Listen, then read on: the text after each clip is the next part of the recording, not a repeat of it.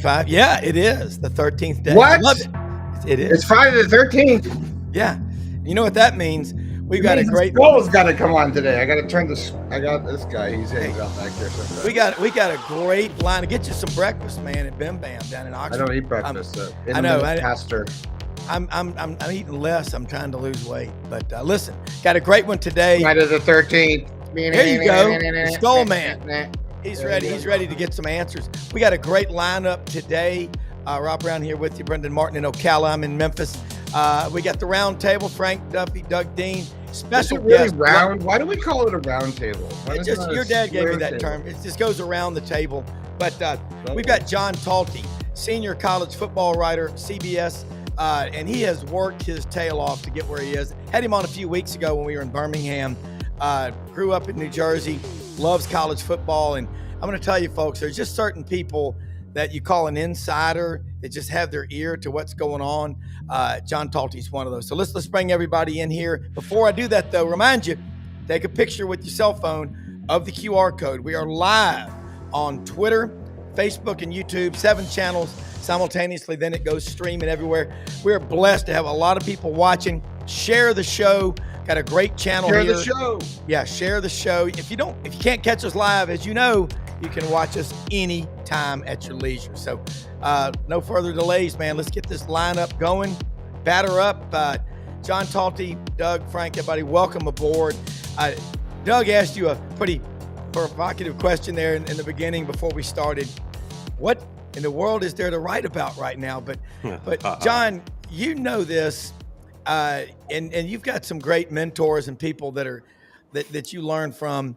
And growing up with a dad on Wall Street, and I've been a financial advisor 34 years, never a dull moment. Anything that happens, there's a ripple effect. And it's certainly that way in college football. But I always want to say thank you so much for sharing your time because we value it. Yeah, I appreciate you guys having me on again. Yeah, absolutely. Let's see, the house settlement. Where do you want to start? Is the bag man back? Was he seen in Birmingham? I've seen the bag man. Is he back? I think he could be. I was talking to someone about that last night, actually. I think there's a couple things to kind of, wonder about moving forward. I think that on one hand, you have this, this house settlement that's been built. You have within that this thing called NIL Go, where they're going to try to, basically police pay for play, trying to, essentially only allow deals that actually fit within this range of a fair market value. And there's a lot of people, ADs and others who were involved in the creation of that who, want it to work. They think it needs to work. And then on the other side, you've got, already coaches, personnel people, what have you, that are already finding ways to try to get around it. So that's kind of how college sports has always been. We've had rules for a long time and people, circumvented them. I think this time the penalties are stiffer. If they catch you, there's going to be more that you might face. So going back under the table has, stronger penalties than maybe what we've seen in the past. But, I think if you just do simple math, if we have what believed to be in the $30 to $40 million range rosters for football at the very highest end, that needs to be brought down to 15 or 16 million, something's going to have to give. Either player salaries are getting cut in half, if not more, or there's going to be stuff that's happening behind the scenes. And so probably a combination of the two, but that's, I think, what's going to be interesting once we kind of really get this thing up and rolling. All right, one more question, and I know Doug and Frank have got a lot. The Title IX lawsuits, my over and under on the number of those by Christmas is 723. I'll take the over. Yep. Okay. John, expand on that if you don't mind. I have 2 boys and 2 girls. I'm not against anybody. Yeah, we knew it was coming. I mean, this has been, I think, I remember talking to people even before the house settlement got approved that we're readying some of those Title IX lawsuits. So everyone knew these were coming. I'm not a lawyer, so I can't really give legal advice here. I've talked to different lawyers. Some feel pretty strongly that the settlement will hold up. Others think it's just a matter of time. So, it'll be very interesting to see how those play out. I think just in terms of the short-term impact, what this does is it stops the back payments that were going to get made. So, if you were an athlete in 2017 looking forward to a nice house settlement payment, you're not getting that right now because of these lawsuits. So that's probably frustrating for different athletes. But again, we knew this was coming. We knew that it was going to be a test, and we'll see. How different judges rule. Again, I've talked to some Title IX lawyer experts, some of which think that it's not going to happen. But again, I'm not a lawyer, so I don't quite know how it'll play out. Good take, Doug.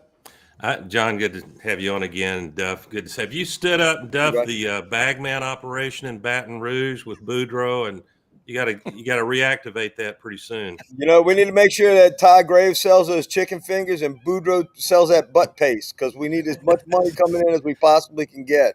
Yeah. Hey, I'm intrigued by not so much the House settlement. I think that was good lawyering, and I have a feeling that NCAA and these Power 4 commissioners will prove to be dumb like a fox. That $20.5 million is a bargain over time.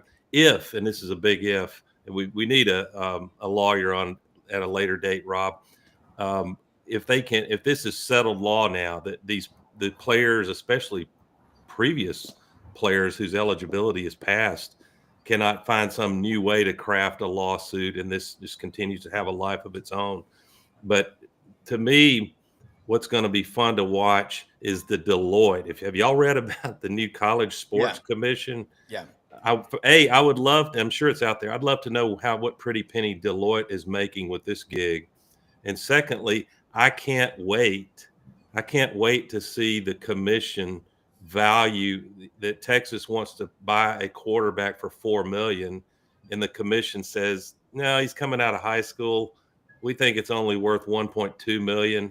If he can get a deal with Guthrie's Chicken in Auburn or in Austin or wherever, and make up. If he's worth NIL, he'll make up money that way. And then the power brokers, or let's say it's Oregon, Phil Knight's just gonna take that lying down. That's why I believe the under the table stuff never stopped.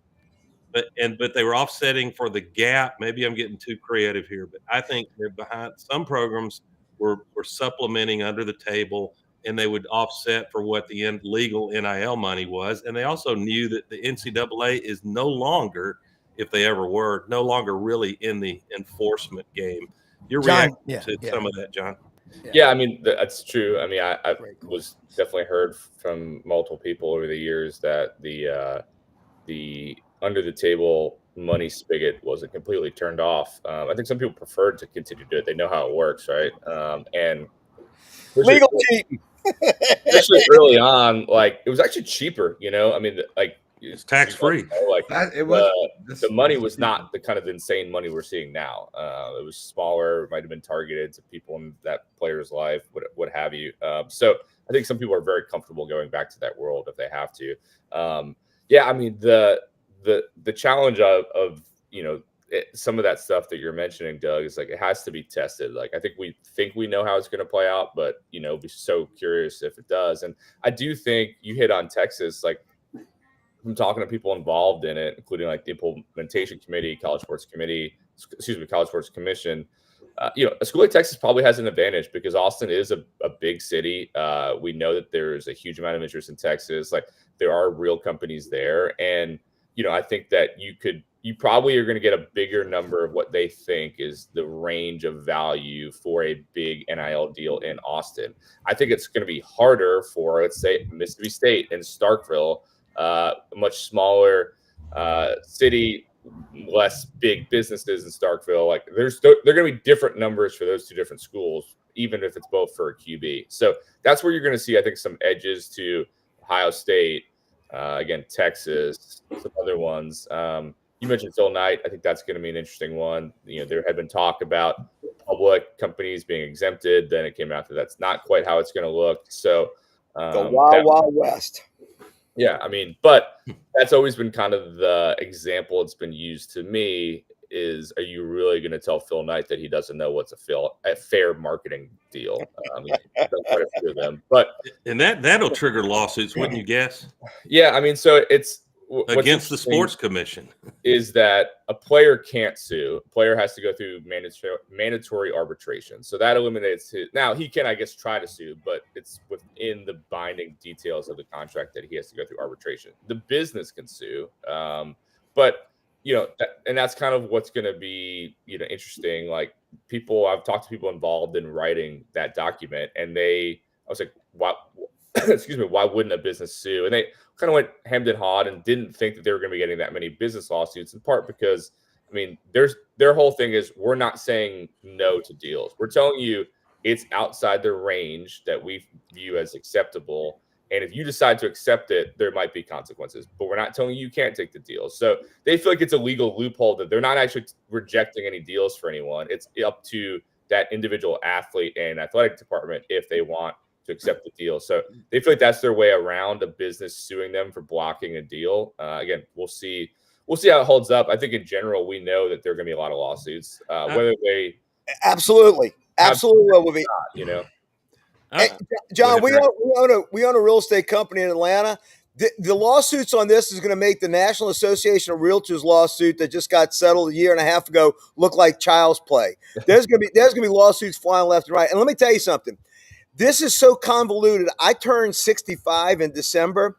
Figuring out Medicare Part C supplements is easier than figuring out this supplement of what's going to happen with this. This setup of what players can get paid by the university is just the start of it. You're going to have all these other slush funds coming in, no different than we had when supposedly Gary James got a briefcase full of cash in a West Jefferson motel back in 1981. Nothing will have changed. All that's happened is the goalpost is just moving a little bit further down the field. The old saying in NASCAR, rubbin's racing. You're going to see everybody pushing the envelope on this. This is just the starting number, and God knows where it goes. And what intrigues me too, I will use the inflammatory term money laundering, but we've got now what's different from the bagman days is there was money laundering that had to follow the Sopranos in its methodology in the old days. There was an honor among bagmen. And for our audience, I'm just assuming anybody that's in the top 20 to 25, 30 successful programs, let's just assume they were all in the bagman game. It's a question of degree. But now that you've got NIL, the Supreme Court ruled that you can't restrict a player's ability to make money for his or her name, image, and likeness. So who's to stop? How is the commission? I don't think they can going to stop, Ford in Austin, Texas, a dealership from laundering boosters by 20 F-150s, and the funding is there for a player to get $2 million in NIL and drive an F-150 around. Nothing against Fords. I got going Brad Bellamy's back. Yeah, we're going back to the handshakes. Yeah, well, John, that would be out in the open, and the only challenge would be the commission says no, this player's not worth that on NIL, and then that gets legally challenged. Right. Yeah. John, your take on all that. I mean, I'm curious because I have a follow up to that when you answer. This is good stuff. Yeah, no, I think it's a good question. I think part of it, and this is I think part of the concern people have around all of this is that, like you said, you're restricting the open market. I mean, we know what some of these numbers are. In this new world, those numbers are going to be halved in some ways. I mean, we're in the $4 million QB range right now.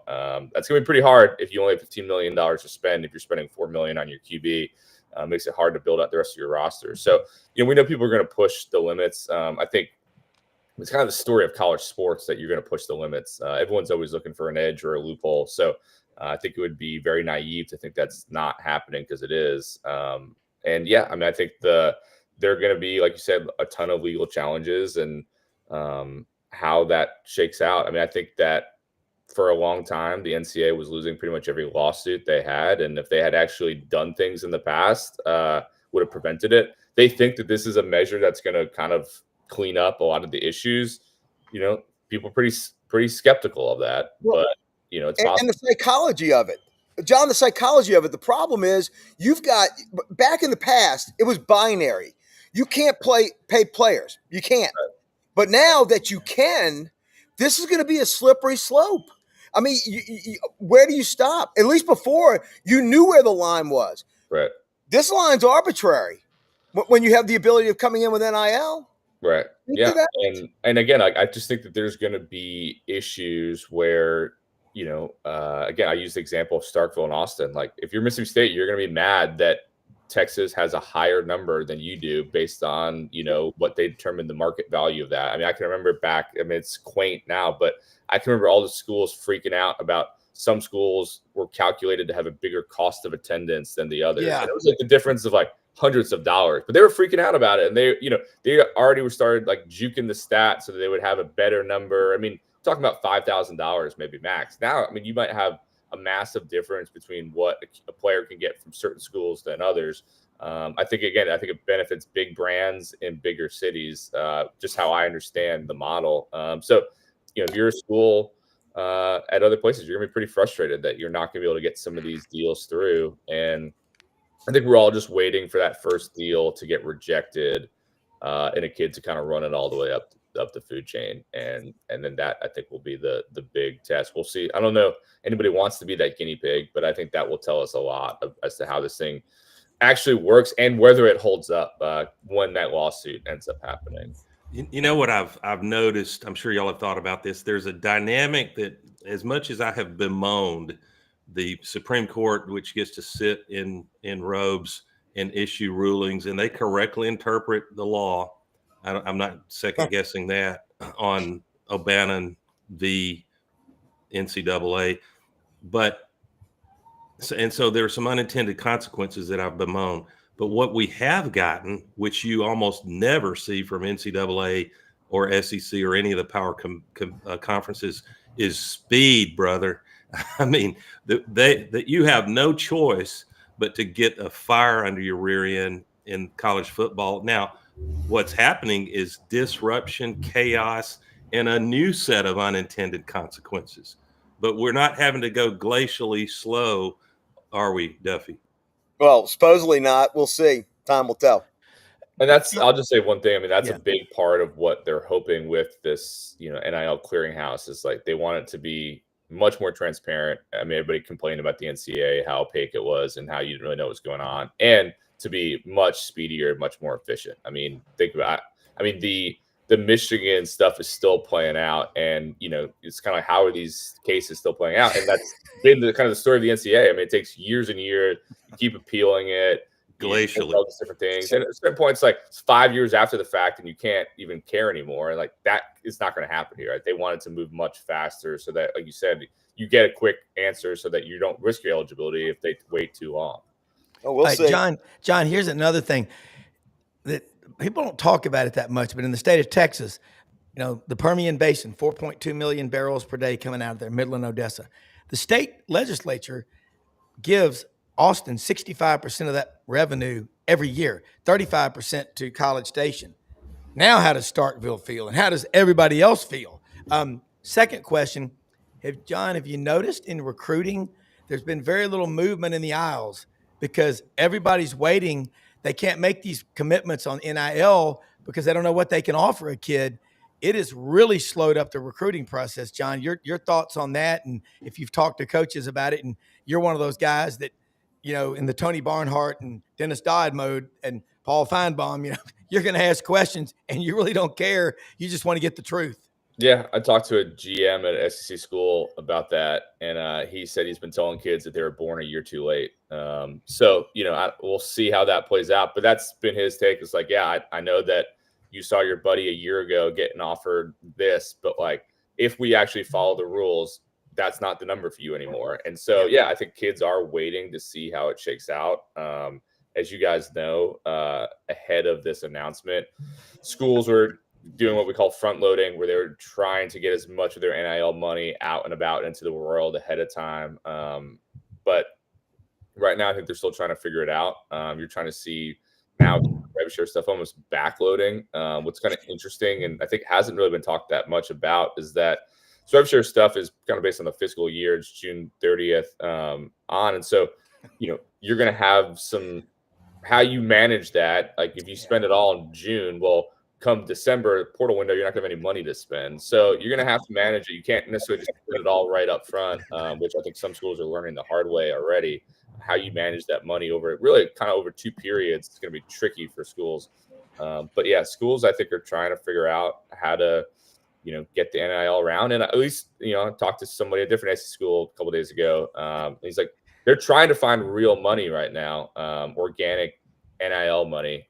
So at least some are claiming that they're trying to follow the rules right now, but it's hard. I mean, it's going to be hard sledding to find real NIL deals for some of these kids, at least based on what they were getting paid in the pay for play era. Yeah, Frank. I'm so confused by all this, honest to God. I don't know about the rest of y'all. At this time of year is when we get to actually start focusing on what goes in between the lines. Rob, I can swear to you, I remember like it was yesterday when we were coming off that COVID stuff and we didn't know what was going to happen, who was going to play, who wasn't going to play. I remember being out on 30A. I was on the beach. I was actually transporting from beach. And you and I both said it, we always make it through all the bullshit season, which is what we're going through now, just to get to on the field. But I don't remember even through all that, with all the realignment and all the different the conference issues of who was going to play, who wasn't going to play. This is the muddiest that the water has ever been, because you literally have crossed the Rubicon. We are now paying players. We are a pro sport. I mean, that had never happened. So we used to joke we were in the Wild Wild West. We don't know what's going to happen. We don't know where this thing's going to come out. We're now that on steroids. Yeah. There is no telling where this thing's going to end. And look, it's an arms race like everything else. And you're right. The poor people in Starkville have to milk a lot of cows to keep up with the oil wells in College Station and in Austin.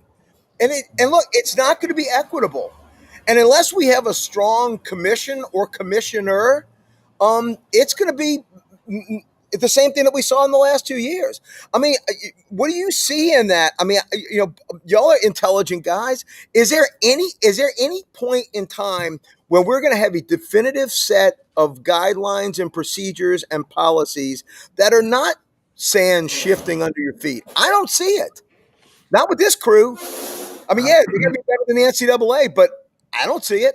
Do y'all have we ever? I mean, right now it just feels like it's good old college football, doesn't it? I don't have a clue what's going on. It's even harder to figure out. And I guess that's the only thing that feels like home about it, right? I don't have a clue. So, but and we try to follow it around here. We do all these things, but I guess it just feels like we started here. We did a big circle. And now we're right back to where we started again. But now it's more expensive because earlier, John, and you said it was affordable. It was a little bit more affordable when no one knew what anyone was getting paid. And then then we did this collective thing that was cute. And then like after we did the UAA thing, which was cute. And then we kept doing all these cute things. And I just feel like now we just made it all like on steroids. John, along that line, I'm just curious. You know Nick Saban. You wrote a great book about him, and also, by the way, talk about your book, plug your book, whatever you want to, because you've got the ear of the most influential people in college football. So I'd like to hear what you said about what Brendan just said and all this other stuff. Yeah, I mean, I think it was definitely cheaper. I mean, you think about some of the numbers that we heard that used to be paid under the table, a lot less than what they are now. And I think, to Frank's point earlier, like I do think it's become increasingly professionalized. I think one of the big issues of college sports is that it still doesn't really have any of the rules or guidelines of professional sports. So you're getting guys being paid. Okay, that's great. But they're trying to put them under contracts, but they have not been under binding contracts. So you have free agency twice a year. That pisses off all the coaches.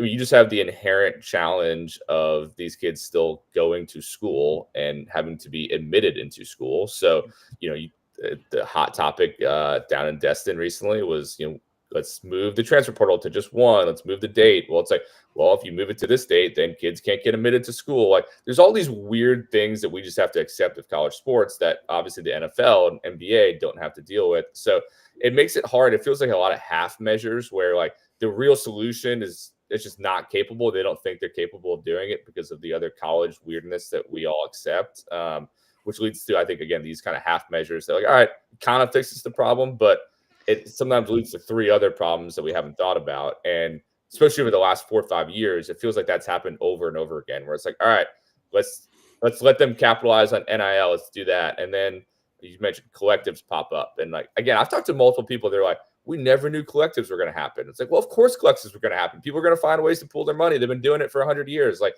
but like, there's just been all these moments where they didn't expect something to happen. Then it happens. Then people freak out. Then they come up with a solution. Then it leads to 5 other issues. Then there's another solution. So like, we're already seeing, all right, here's a house solution. It's fixing some of the problems, but now you're getting Title IX lawsuits. You're people getting mad that they feel like they're restricting the money. They're begging for antitrust protection. Like, it's leading to all these secondary ramifications that, could end up being even bigger than what they're trying to fix. That's happened a couple times with the NCAA. It's the 5 add-ons to the 1960s track house. That's what we've got. It's an abomination that just keeps building out because of what you did on the last one, and then you never go back to correct the original problem. It's just an add-on. That's what we've got, and that's what we're dealing with. Doug, guys. Before I cut out of here and y'all rock on when I do, it's funny. I bet you share this opinion. I had over my career at different organizations a complete disdain for the status quo, and it seems like human nature is to do that which is easiest, to protect the status quo. I would love about 3 or 4 years of status quo in college football. Am I alone on that? Let me have some stability, however ugly it is. And by the way, an underrated legal wrangling lawsuit to keep an eye on, and I think it brings with it 4 or 5 similar ones, is Zakai Ziegler, because I know we all want to see 30-year-old O-linemen continuing to play college football. What is sacred? Did Moses come down from Mount Sinai and one of the tablets said, "Thou shalt not play more than 4 years in college"? It's the amateurism rule. And I think it's also the roots of it, obviously, are to encourage progress toward a degree and graduating. There's your 4 years. But if that one comes through, how can you restrict Ziegler or anybody's ability? If Tennessee's willing to pay better than the G League in basketball, how can you restrict that player's ability to make a living as a 35-year-old point guard in Knoxville? It's interesting, isn't it?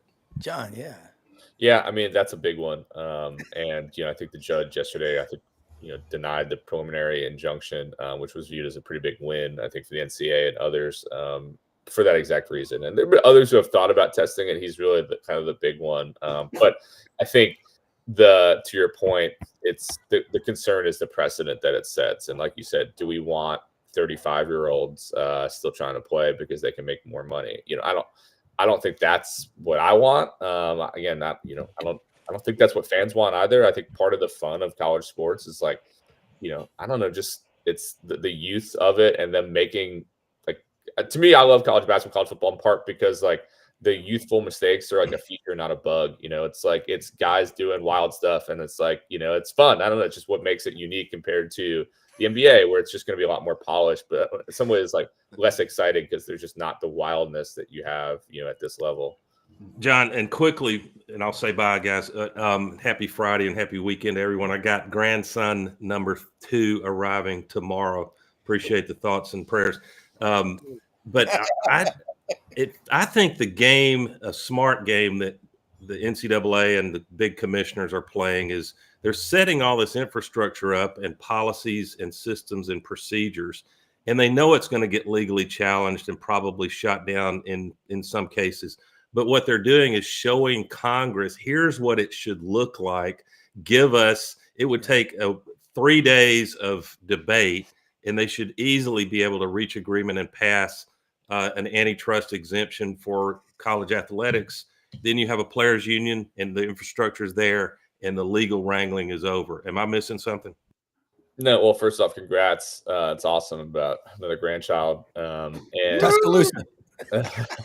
He's getting that orange and blue on him. I know that. That's going to be tricky. I'll send you a Gator shirt. I think you're dead All on. I think that I think for years now, really, they've almost. You'd have to be careful. They are careful about how they say it, but I think they've almost wanted things to go wrong to try to show Congress, here's what happens when you don't do anything. And we saw that with NIL. They the cases like Nico actually helped their cause in some ways. Like, look at how crazy this world is that this is happening. And so I think they have clearly laid out what they want. And I think with all these lawsuits that are popping up, I think it feeds into their argument, like you said, to, hey, if we're just sitting out here without an antitrust protection, we're just going to get hammered with these things over and over again. Like, we're trying to do things better. And I think it was earlier this week when they had the shared Power 4 commissioners press conference, and Tony Petitti talked about how he feels like things are getting better, on Capitol Hill. And I'm always skeptical of that. But he said in part that because they're showing that they actually are trying to do things to change. It's not the old NCAA where they just put their head in the sand and said, we're not changing anything. Like, House settlement, it's a huge moment. And I think that they think that those efforts to evolve and also clearly lay out what they want. For years, part of the problem was that you had so many people asking for so many different things. People in Congress have a lot more important things to think about, as much as we love college sports. And they did not lay out a clear, I think, hey, give us these three things. That's all we want. There was like, well, we need this, and it just confused them. And now it's like, we want these three things. Give us these three things, and we're good. And I think that's why it's resonating more now, because it's a clear pitch. They're finally kind of on message. And for years, I feel like they were not on message about it. Great show, guys. I'll see y'all. Doug, thank you. John, I mean, these guys, they're not lawyers, but they would be good ones. But you also, I mean, I know it's the off season, but there's really never an off season in the South. And what you're saying here, there's talking season, as Coach Spurrier said. You're right, but there's so many storylines. I want to get into football here, just a couple of minutes. I know you got to go, and again, thank you so much for being on here and talk about your book. I want you, anytime you come on here, show your book. You wrote a great book. That we got this one. In fact, tell us how we can order that. Okay, it's The Price. I got you right here. Do you want it to go on Amazon? Is that all right? Yeah. All right, look at this. You got your own QR code right there. Wow. Yeah. Impressive. And John, you're welcome anytime. We really appreciate it. I know we get at you with a lot of questions, but man, we really appreciate it, because the true grit journalism is something we've got to have. And another question before I go back to Frank, just when you look at the big picture of college football, as we get closer to media days coming up July 14th, you can just feel people. I mean, I can. We want to play the games so badly, and I don't see any lack of passion. My intern, Oakley, will be a sophomore at Auburn. They stay the full 60, and they do that at Auburn because they'll take away your seating in the fraternity blocks if you leave early. But talk about the feel and the vibe that you get, because there's no greater game, and you writing about it is fantastic. Yeah, I mean, I think it's to the point that you guys are making. Like, we're kind of in that season. It happens every year where something's happening, right? It's that May to early July where sometimes it's realignment, sometimes it's this, sometimes it's lawsuits. And it's critically important. I don't know that fans love it. I would say they probably don't. I think even sometimes my eyes glaze over at some of this stuff, trying to keep up with lawsuits. So I think as we get deeper into ChatGPT. That's I haven't used ChatGPT. I need to probably get into it. For all of our jobs eventually. But it'll scare you as a writer. Yeah, exactly. So I think as we get deeper into the season, I just know, like, for me personally, like, I have all these like football related stories that I have kind of set up and done interviews for, and just kind of waiting until July and August to start publishing them, just when people actually kind of can fully turn their attention to college football and not all this other kind of stuff that's happening outside the lines. But I think we're getting closer to it, and hopefully media days will be here before we know it. Yeah, and you inside the line is our sanctuary. That's where that's our safe space. We don't have all the other bullshit that's going on around it. What between the lines has you most curious about coming into this season? What storyline are you thinking is going to be probably the one that most people are going to gravitate toward, let's say in the first half of the season? It's a great question. You know, I'll look at, in part because I'm based in Birmingham, I'll look at just a couple of the SEC teams, and I think it's, LSU has a huge game week 1 against Clemson. I think that, we've seen them lose the last few openers. I think that's a really big opening test and what's a critical year for Brian Kelly. I think Auburn has a tough test week 1. I think that could, if they lose that game, things just start going off the rails.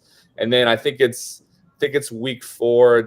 I think it's September 27th, Alabama at Georgia. I think that's the first. I mean, Florida State could be tough. Wisconsin could be tough. But, I mean, we think Alabama's winning those games. But Georgia, I think, is really a hard test. Last year they won that game and they lost a couple games I didn't expect them to. We'll see how that plays out. But, this is a huge year for Kalen DeBoer. Maybe not to the same level as Brian Kelly and Hugh Freeze in terms of like firing or staying, but I do think it's playoff or bust in a lot of ways. If he does not make the playoff, I think that he enters into next year on a scorching hot seat. And so those are kind of the early tests that I'm thinking about right now. And then there's always a surprise team. I think last year South Carolina surprised a lot of us. Who is that team this year? I mean, you can talk yourself into a lot of different teams, but that's, I think, who emerges out of that first 4 weeks or so, 4-0, maybe that we didn't expect, because someone will do it. I think we know that. I think it will be really interesting as well. You can bet if DeBoer drops one before Georgia, you're going to be writing an article about it because all hell's going to be breaking loose in Birmingham. I can assure you of that. And by the way, you were very kind to me saying the word few. Few actually equals 5. We're 0-5 in the last 5 openers. Trust me, we go 0-6. All hell's going to break loose, but we can't get rid of him. We're handcuffed like a Jimbo deal. I mean, he ain't going nowhere. 10-year deal ain't going nowhere. You guys lose one more, you're going to be 10-run ruled out of the deal. I don't think you guys are going to have to sit out. We're going to talk about baseball. I'm ready to talk about baseball anytime you boys want to talk about it. John, can you tell me real quick your take on Florida? What's going on? How good do you think Florida is? And is Lagway really healthy? It's a great question. I think it's flipped so much in that last year we all were assuming Billy was getting fired, and that was the hardest schedule of all time. And now we think Florida's going to the playoff, with the same schedule. So I think, the pressure has certainly cranked up a lot. Lagway, that's an interesting one to watch. There's been optimism coming out of there. We'll see, when we get into August, how it really looks versus what we're hearing how he looks. But I've always liked Billy. It has not gone as well as I expected it to go. I spent some time with him at Alabama. I thought he did a great job at Louisiana. I thought that he would be better than he's been, but I still think there's potential. But I think this year is critical. And like Lagway has to be the guy. He has to be, I think, probably close to a Heisman caliber guy for them to meet what I think is. You guys, maybe you can disagree. It just feels like the preseason hype is really cranking up on the Gators right now. Well, that's why I brought it up, because I feel like every year this happens. I have another part of business is Gatorbait Media. We cover this stuff with my buddy Martin and cast of characters. But it just feels like there's always every Billy year he gets a lot of grace in the offseason after he's about run out the door. And then nothing really changes. Personnel changes and there's new coaching position labels and things definitely get bigger with that. But I don't like, there's no new offensive coordinator. Right. That's internal. Offensive lines, a little bit better. But we don't know that until we really see those guys play, right? And then if they're not that great, then is Lagway going to stay healthy, right? Because you don't got look, these things don't matter. I don't care if you're a Heisman candidate quarterback or not. You don't think guys are going to be targeting that shoulder? You're coming for blood. It's the SEC. Yeah. So and now I don't know. Is that the challenge, John? Yeah, and I think to your point that you just made there, offensive linemen, same thing in the NFL, but they're the hardest. Every single program needs more of them. Their NIL price has skyrocketed over the last year or so. Never enough. You're seeing a lot of schools starting guys that are like, we hope this works out. We think maybe he'll be better than he was at the last place. But there's some big bets being made on guys that are probably a little more questionable than coaches would like. And I don't think that's unique to Florida. I think there's a lot of schools that you look at their offensive line, but I don't know, maybe. But I think that keeping DJ healthy is critical to their success. And yeah, I mean, they won enough last year that I guess Billy was able to pull off not hiring a real OC. But I think if I were a Florida fan, I would have liked to have seen him, give up play calling duties, and just focus on being more of the program CEO and try to bring somebody who can do something different maybe than what they've done in the past. One more question. You didn't lose your 2 tackles to the NFL. Y'all are already ahead of the game. John, one more question before you go, and then make sure you let people know how they can follow you, because you're constantly putting out work. It's like Tony Barnhart said he was addressing some journalism students at the University of South Carolina last year, and they said, what do you do in the spring and all? And he goes, what do I do? He goes, I go see coaches. I go do this and all that. And he goes, and they're like, why? He goes, it's building relationships. When you need something, you can call that person, especially if you need a quote or a story.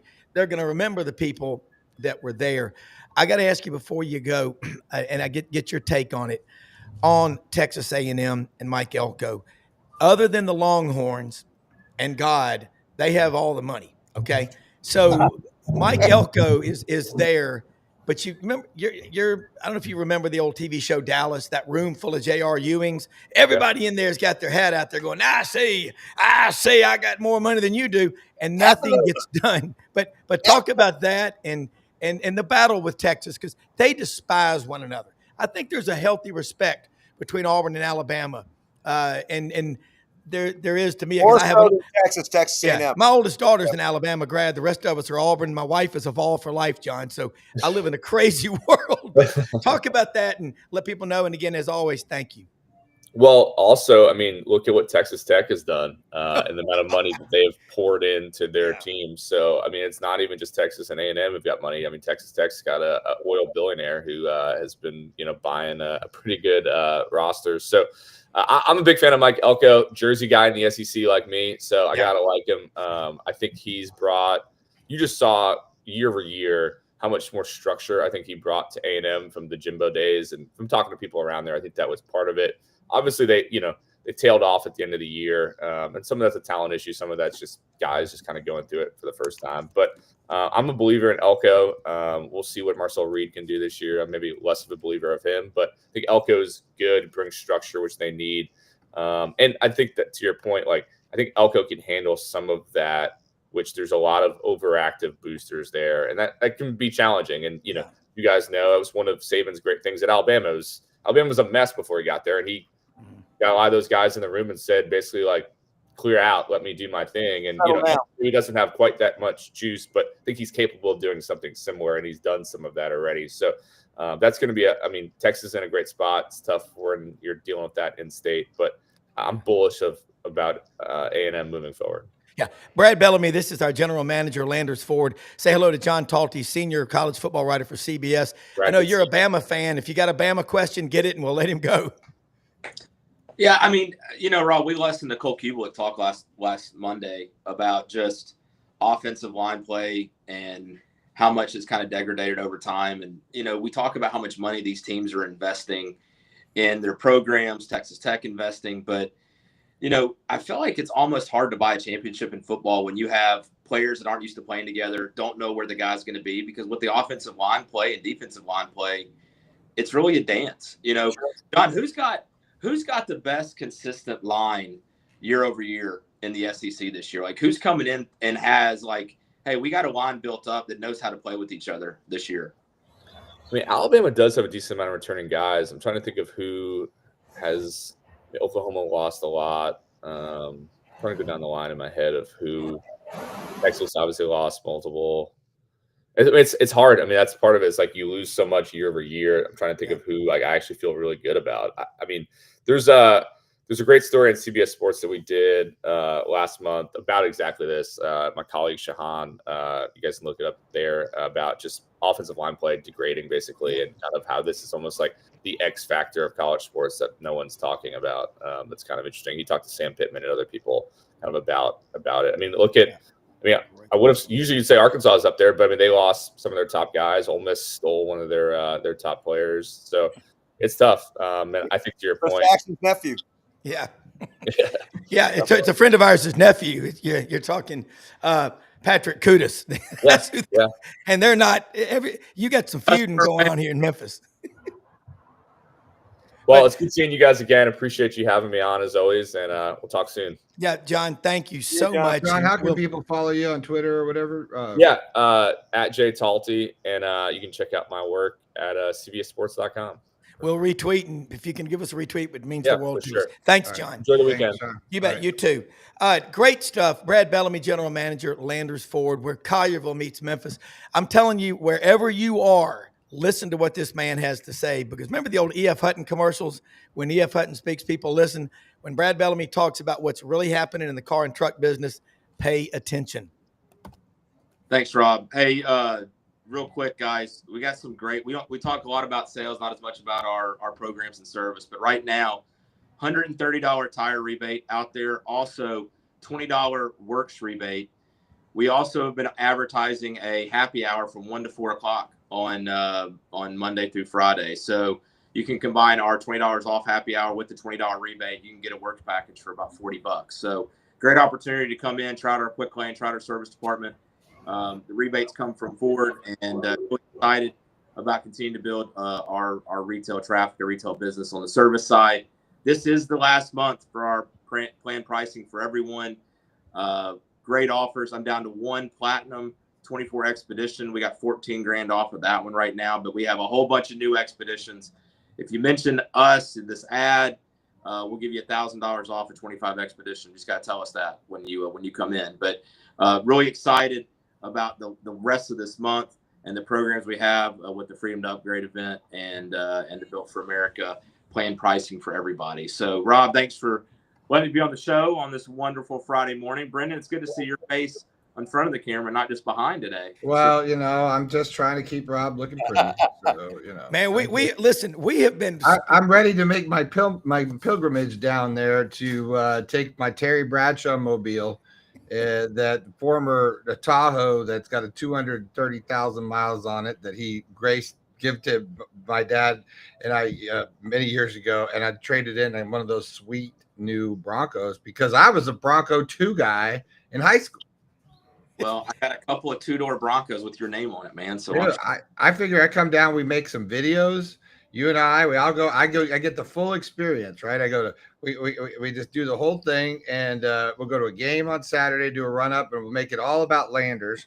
And we'll talk. We'll put Rob in one of the expeditions and shoot him driving around town talking to everybody. Come on, it happen. Hey, don't tease me with a good time, Brendan. Dude, I'm telling you, bro, you and I got to hang out. I know this right now. I think you and I are like same guy. So he is. Well, I will say Landers, guys, they are everywhere. They sponsor the Touchdown Club. They're on 5 or 6 football stadiums. Now, it got really personal when they went to CBHS, Tom Nick Stadium, Landers Field.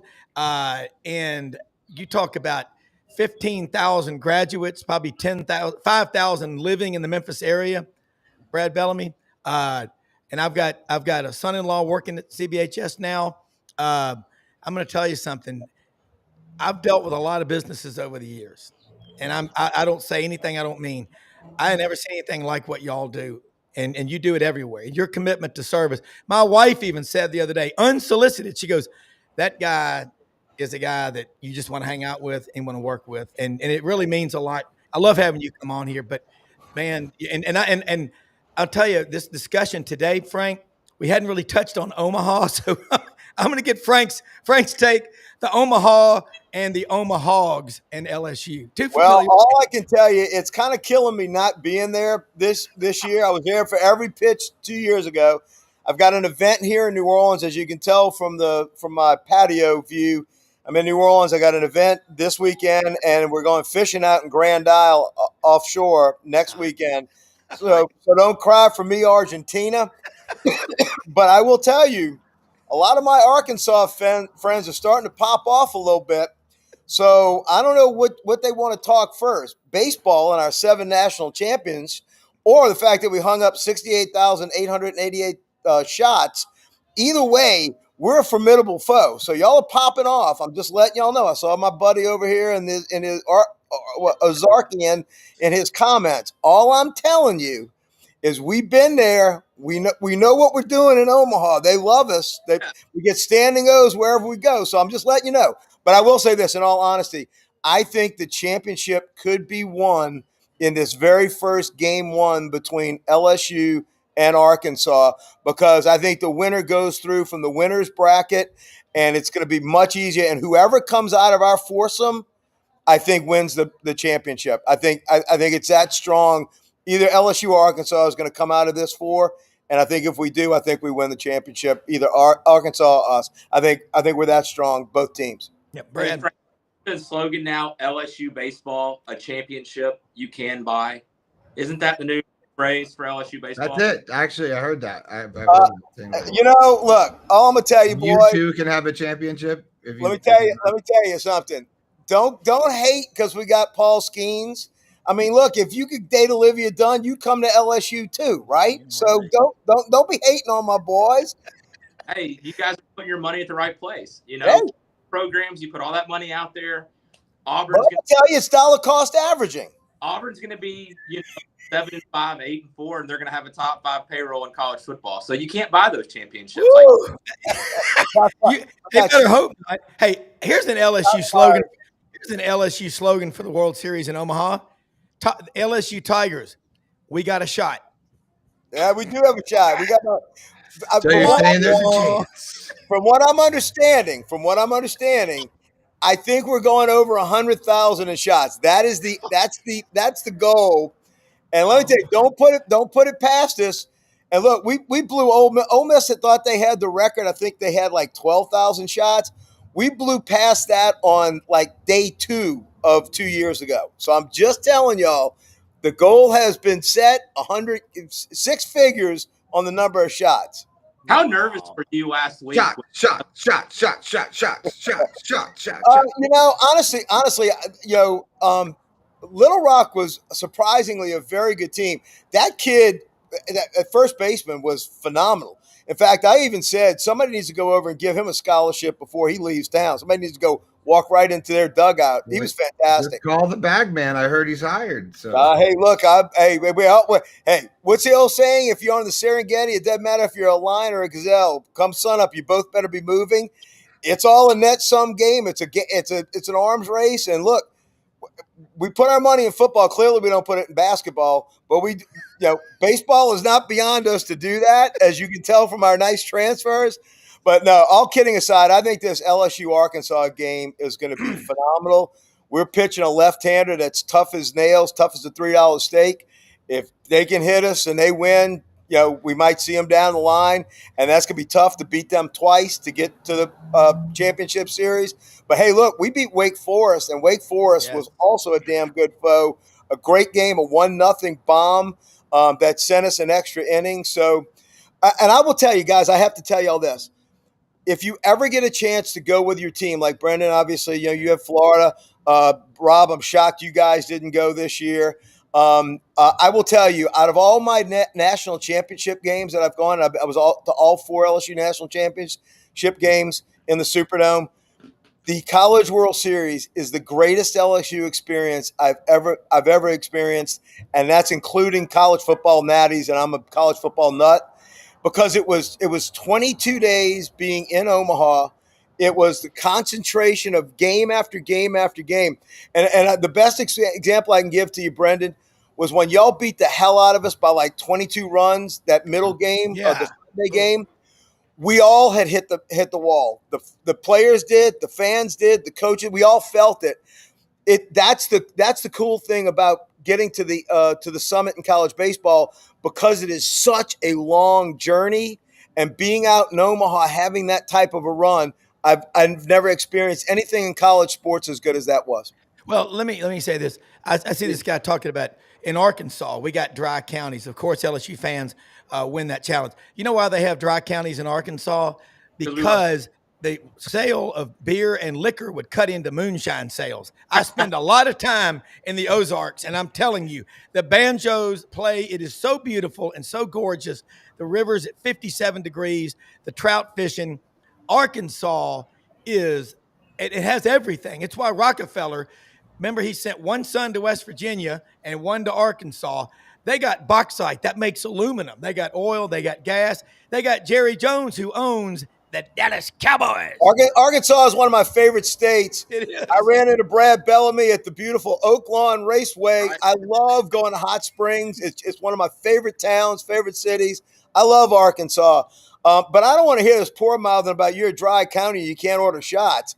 I mean, look, even Virginia had 500 shots, for God's sakes. Yeah. Again, they were only 67,300 shots behind us. But yeah, y'all can handle it. Y'all can do it. Yeah. Everybody in Arkansas knows the next wet county is 25 minutes away. So yeah. We used to have to stop on 63 on the way to Hardy in Truman, Arkansas, right outside of Jonesboro, to get the Truman 30 pack. Arkansas, like, you can get a 30 rack of Ham's beer, $15.98 at Walmart's. That's what they call it up here. Wow, I'm looking forward to doing that because I live in Florida, and you can do whatever you want here. So. Brad Bellamy, okay, we just got a few minutes left.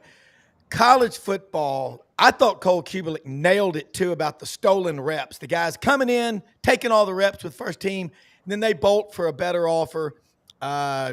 Your thoughts about I'm excited about the future of college football because you know what? All this negativity just fires me up to fight back if I'm a fan, and I just want the game back. I think somebody is going to, and maybe it's Dabo, maybe it's some of these other guys, but I think eventually when everything kind of water levels and they figure out everything and they figure out this new pay scale and all the other stuff, I think that there's going to be teams that'll make a decision. Hey, we're going to commit to a group of linemen and we're going to pay these guys and we're going to keep them together and we're going to show for 4 years what can happen. And I think maybe Clemson has some success that way because they're not using the portal. They're bringing their guys up through. But, it's so important. And I feel like you look at Alabama last year and you look at some of these other teams, they couldn't keep the quarterback protected. They couldn't run the ball. If it wasn't a big play, they would get held up. I mean, and he really talked about that. The other thing he talked about, which I thought was really interesting, and Don Kitchens, who's one of our partners at Landers Ford, played football at Ole Miss. Cole Kubelik said, "I've got everything in my life because I played football at Auburn. Yep. My jobs, my career, my ESPN deal, my SEC network." And Don sitting next to me, he's like, "Same thing for me." The number of conversations and doors that playing for Ole Miss opened for me when he started with Ford, and he walked in the door, he got more attention because he was talking about his Ole Miss experience, and they were talking about college football, and it matters in the South, and I think it matters even more everywhere now. But he talked about the experience, and now that these players are going to 2, 3, 4 schools, who cares about those guys after they're done? They're a hot. They came in for 1 year. Is Jalen Hurts thought of as Alabama or Oklahoma? In my mind, he's still Alabama guy because he was there most of his career. It wasn't every year he was transferring. All day. But it might have been a guy that might have transferred every year. Yeah. Didn't get, what he was wanting maybe. And so, I really hope that we get to a point where we do bring back a little bit of the longevity of players staying with programs, and that you have a guy that can come back and be like, hey, that's our guy, and you celebrate him. Well, you just got to fix the portal. Fix the portal. Stop. Make them sit a year. I think that was a good rule because that really stings. That cuts right into the bottom line. It speaks to their pocketbook, and I think if you figure that part out again, I think that's a step in the right direction. And you're going to have to go to being able to keep some guys. Your franchise tagging is going to have to be a thing. Yeah, we are. Look, we're down to the last 35 seconds or so. I will say this too. Don Kitchens, what a good guy. Played on that team. LQ Smith ran that kickoff back 100 yards at Jackson Memorial Stadium in Mississippi against Notre Dame in 1977. Don was on that team. You pick the player, and I can't tell you how many business relationships I have from Auburn and Alabama because we have something in common. And, man, when you're going into a warm call versus a cold call, it makes a hell of a difference. Absolutely. Job. I love this man, executive producer, Brendan Martin. Ain't none like him anywhere. Mother Teresa said it best. We can't do everything, but we can all do something. Most often we see the face of Christ in the least among us. Frank, you look really sexy today. Thank you. Thank you. You kind of look like, I mean, just it's really, I don't know, man. Something about you It's got a little glow, little brother. afterglow going there, Frankster. Just want to say, Omaha, Omaha, Omaha. What'd you do for those 22 See you on days? Monday. Thank you for right. watching. Love it, everybody. Good night, Good John night. Boy. Good night. Go John. Tigers.